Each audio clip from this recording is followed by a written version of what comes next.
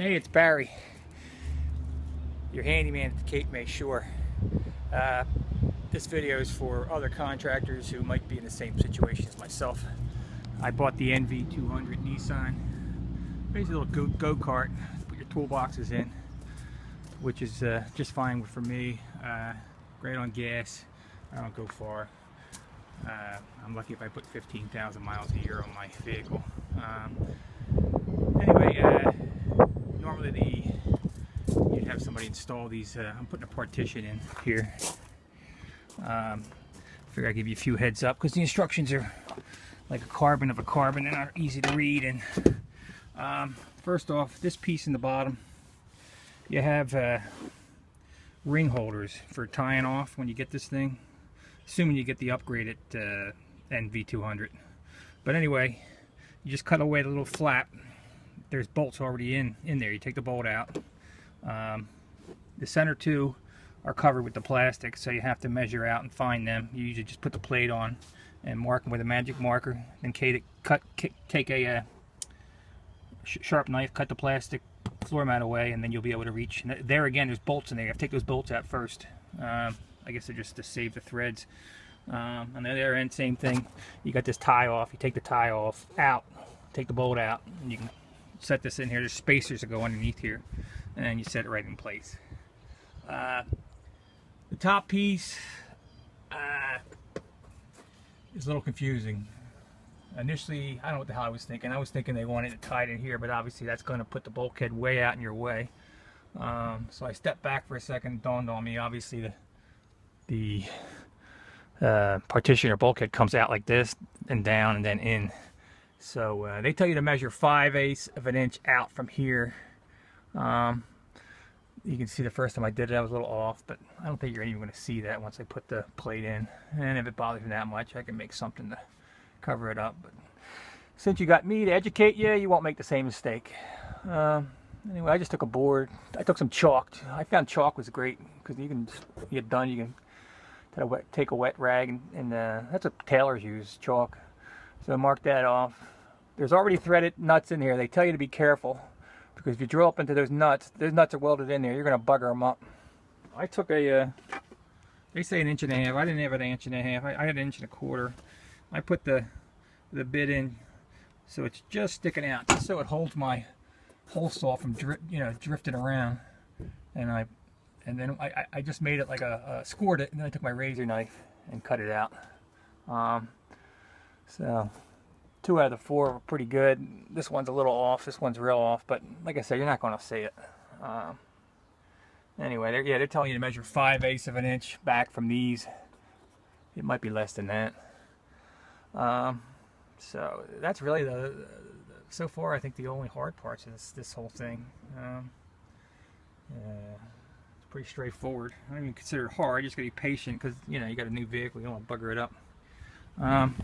Bulkhead itself, there's a little confusion too with the instructions. This is going to be the rear. You're going to be looking from the rear, the cargo area. You're looking in. I thought that this should be facing the other way. It would give you a skosh more room inside the cab. But if you swing it back around, the holes don't line up. So this is the way it goes. With this flange out, I believe. Anyway, I'll correct myself when I go to put it in if it doesn't work. All right, enough said. Okay, it's Barry, your contractor at the Cape May Shore.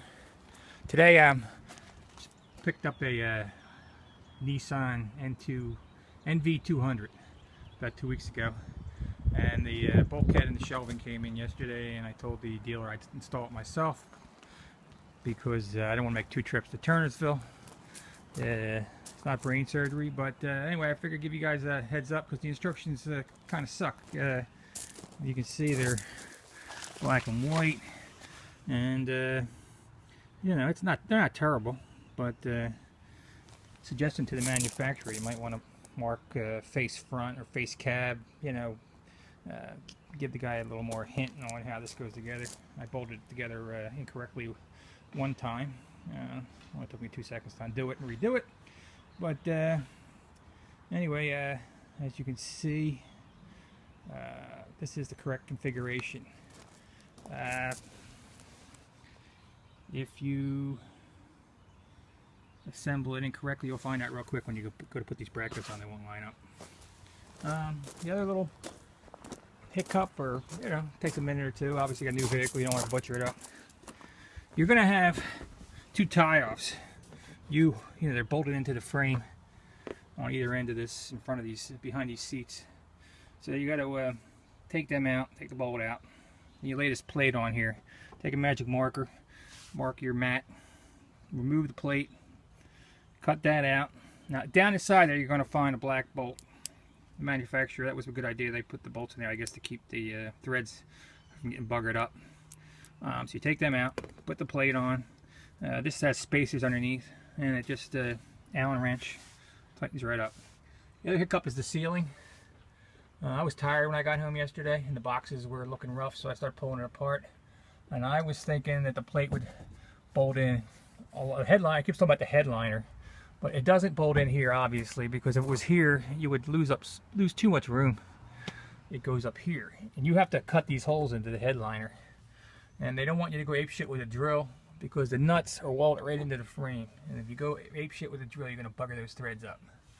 What I do is I took an 1.5 inch hole saw, and I had the bit just sticking out a little bit, just enough so that the hole saw wouldn't drift and tear up the headliner. And of course, I didn't want to scratch the shit out of the paint job, even though you're not going to see it. You don't want rust starting. So I just kind of made a mark with the hole saw, and then I took a razor knife and carefully cut away the headliner that I needed to. You need to make enough room for these spacers to sit up in there. The bolt's going to go through the spacer.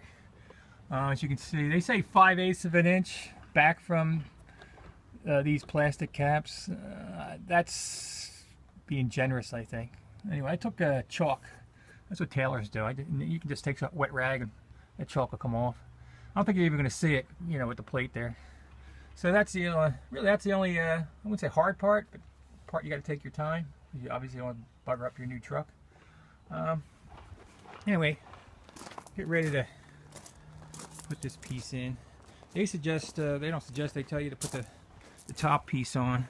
My concern is getting it in the van. I'm going to lay this in the back of the truck, then I'll bolt the top piece on. Let's see how that works. Okay, gang, as you can see, I got the bulkhead laying in the back of the van.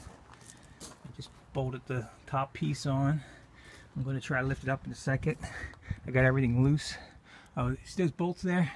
They're just temporary. They're not, you're supposed to set them up on top of this with the spacers and retaining rings, and then lift it up, which I'm going to do in a second. Okay, as you can see, I got the bolts set up for the top.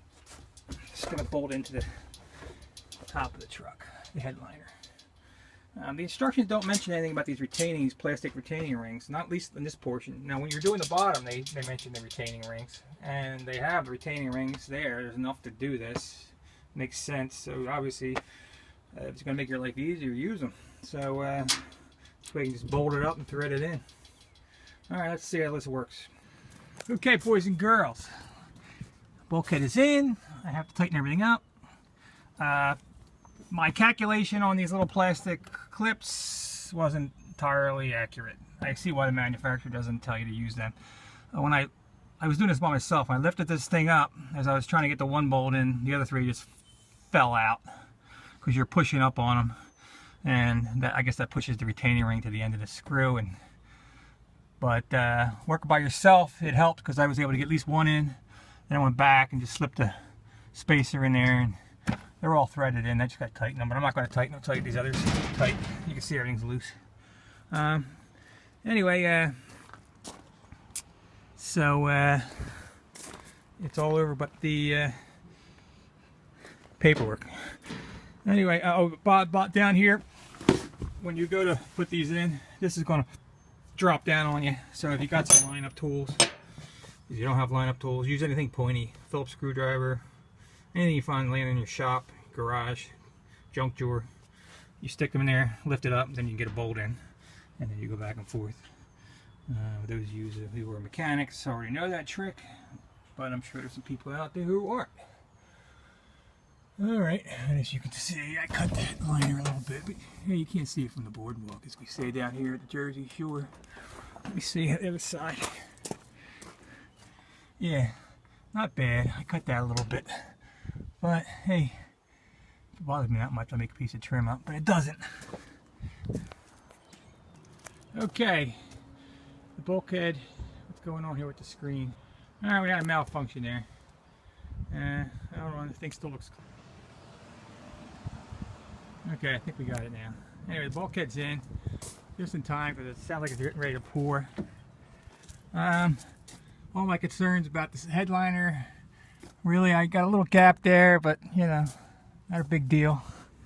There's my, got a little, one of the retaining rings must have slipped. Anyway, it don't matter. If you leave everything loose like I instructed you, you're going to have a little bit of a challenge tightening them bolts up. Basically what you got to do is hug the pillar.